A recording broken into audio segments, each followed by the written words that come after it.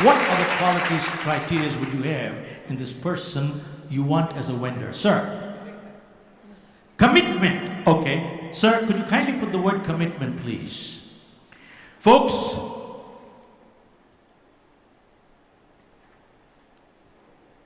what is the difference between a promise and a commitment? Somebody give me an answer, please. What is the difference between a promise and a commitment? A promise is an agreement we make with others. Commitment is an agreement we make with ourselves. Can you imagine what this world would be like where parents would not make a commitment to the children, or children would not make a commitment to the parents, or buyers and sellers would not make a commitment to each other, or employers and employees would not make a commitment to each other, or spouses would not make a commitment to each other? Folks, what kind of world would we have? You would have a chaotic world. That means the word commitment says, I am predictable in this unpredictable world. Why is the world unpredictable? Things change, circumstances change, people change. But the word commitment says, I will stand by you no matter what. It doesn't say, I'll stand by you till I find a better one. Are you with me? It says, I'll stand by you no matter what. Now, folks, my new book that is coming out next year, I did some research and found about 200 years ago, in the Western world, there was no concept of love marriage. Pretty much most marriages were arranged marriages. And granted, some of them might have had problems, but by and large, they lasted. But that means marriage came first, love came after. But today in the Western world, almost 100% of marriages are so-called love marriages. Means love comes first, marriage comes after.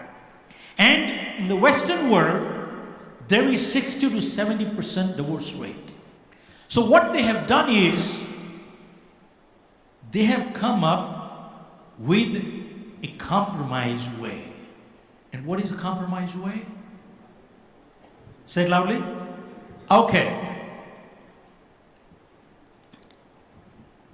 Let us live together without making any commitment. And you ask them, what is the purpose behind it? And they say, we are checking compatibility. And for 5 years they live together, and every day they keep checking compatibility for 5 years. And then they get married, 2.5 hours later, they have a divorce. What did you check in 5 years? What's missing is say it loudly, what is missing is the commitment. Now, folks, then they say to you, what keeps a relationship going? You hear many times, is compatibility. Nothing could be further from the truth.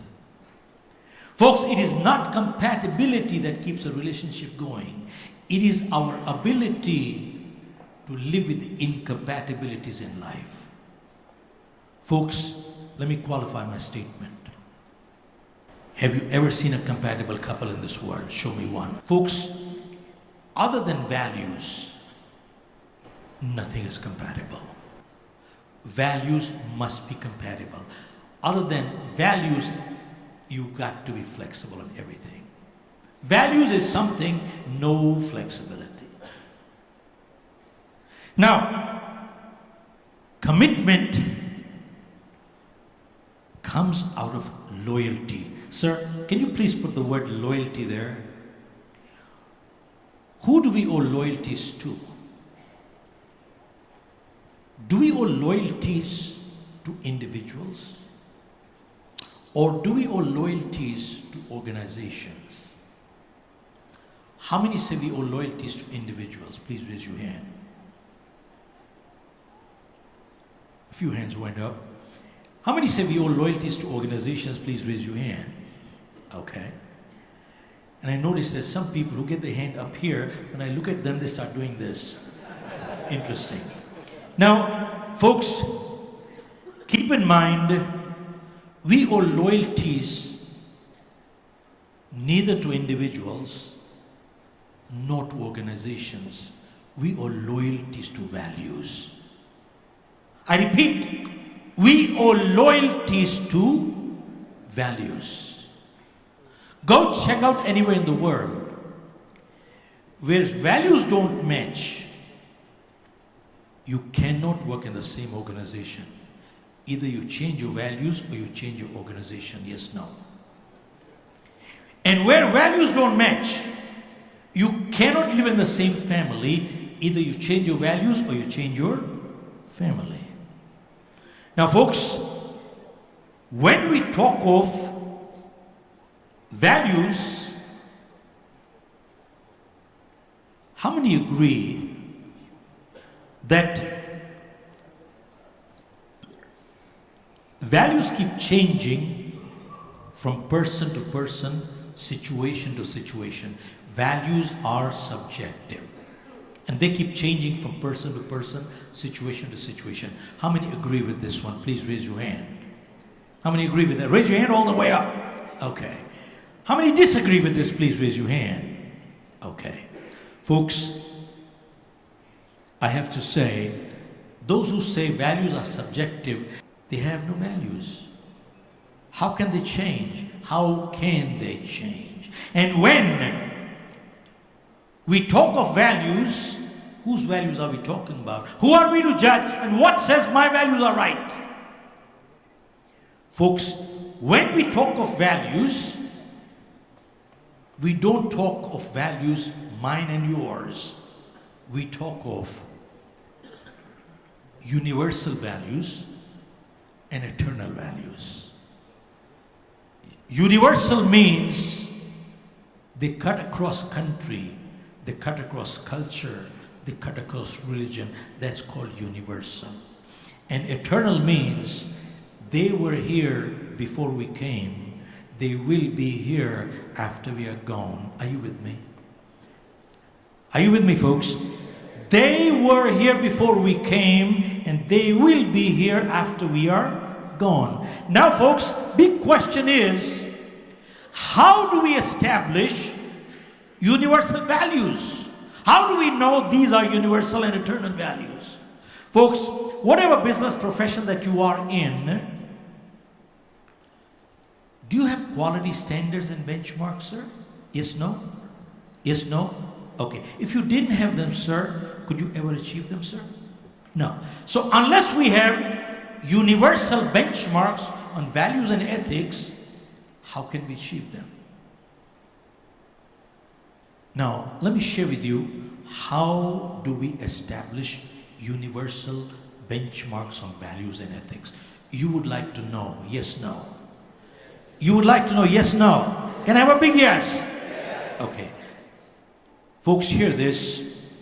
One little story. Carefully, I'm going to ask you two questions. There was an elderly lady about 85 years of age with 2 bags of groceries in her hands, waiting for a bus. Right behind her was a big boy, also waiting for the bus. The bus came. They both got on the platform. The bus was totally packed. There was only one seat available at the far end, and the lady started moving to get that seat. This big boy came from behind, threw his big arm around the lady, and took a big step and a big step, and he took that seat. This elderly lady fell on the floor. Her bags of groceries got scattered. She was lying totally helpless. Now, there were many passengers in the bus. One of the passengers was a sophisticated lady. She started thinking how clumsy of this boy. She's looking at the etiquette manners. There's a lawyer in the bus who starts thinking there must be a law against this kind of behavior. He's looking from a legal perspective. Third, there was a surgeon in the bus who starts thinking this lady must have broken 3 ribs. He's looking from a surgical perspective. The fourth person was a psychiatrist who thinks this boy is psychotic, he needs mental help. See folks, 4 people thinking 4 different ways. 1 is looking at the etiquette manners, 2 legality, 3 surgically, 4 mentally. Not one of them asked this question, was this behavior right or wrong? Folks, let me ask you, why don't we ask this question? Because the moment we ask this question, what happens? We become judgmental. Yes, no. Hello? And let me ask you, if your values are clear, what is wrong in being judgmental? Now I have 2 questions. Number 1, should this boy have behaved like with this lady? Yes, no. Yes, no? 2, should anyone behave like this with anybody? That's universal. The moment you answer no to the second one, should anyone behave like this with anybody, that is universal question, and your answer is universal. Folks, this is how we establish universal benchmarks on values and ethics. Folks, clarifying values is not difficult. Are you aware that every doctor that graduates, he has to take an oath of Hippocrates? Are you familiar? Yes, no. They have to take an oath of Hippocrates. Anybody read that oath? It is only 1 paragraph. Given 2,000 years ago. Only 1 paragraph. If you read that oath, do you need any more values than that one? Go check it out. Folks, are you aware that every lawyer that graduates has to take an oath of code of conduct? How long is that oath? 1 page. If you read that oath, code of conduct, do you need any more values than that one? Folks, every judge, every legislator, every politician, every officer, when they take position, they have to take an oath. Are you aware how long is that oath? 4 lines.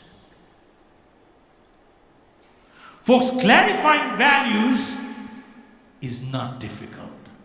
You know what is difficult is to face up to them after clarifying, so we choose not to clarify. Remain confused, you will never have to face up. Okay, so we owe loyalties to values. And next one, loyalty and commitment brings dependability. Folks, let me ask you, if you have a vendor with great ability, but if they are not dependable, do you want them? Hello? Do you want them, folks? Yes, no? So, keep in mind, folks, ability is important, but dependability is crucial. Means, ability without dependability is a liability. Are you with me? Ability without dependability is a, say it loudly, it is a liability.